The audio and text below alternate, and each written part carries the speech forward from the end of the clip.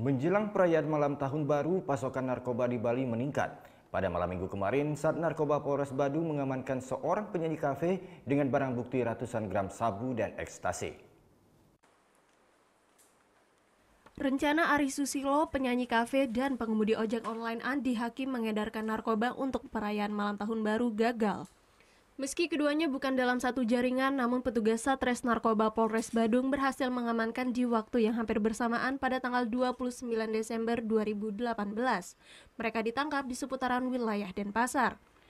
Dari tersangka Andi Hakim, petugas berhasil mengamankan 270 gram sabu dan 127 butir ekstasi, sedangkan dari tersangka Ahmad Susilo, petugas mengamankan 96 gram sabu.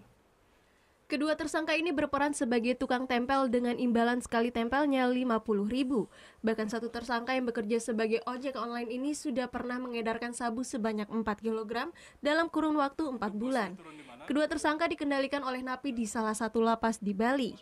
Sebelum tahun baru ini meningkat transaksi narkoba, namun kita tetap terus kejar dan kita amankan. Dari kedua pelaku, total barang bukti yang disita sebanyak 380 gram sabu dan 127 butir ekstasi.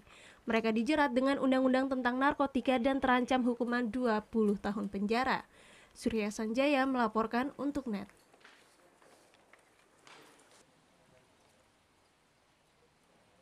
Oh yang beneran? Iya, oke. Tapi gue pernah. Nah, udah kan untuk beritanya? Jangan lupa di subscribe, di like, dan juga di komen ya akun YouTube dari Net Bali. Terima kasih udah subscribe. Yang belum, jangan sampai lupa. Di sebelah sini nih. Notif subscribe.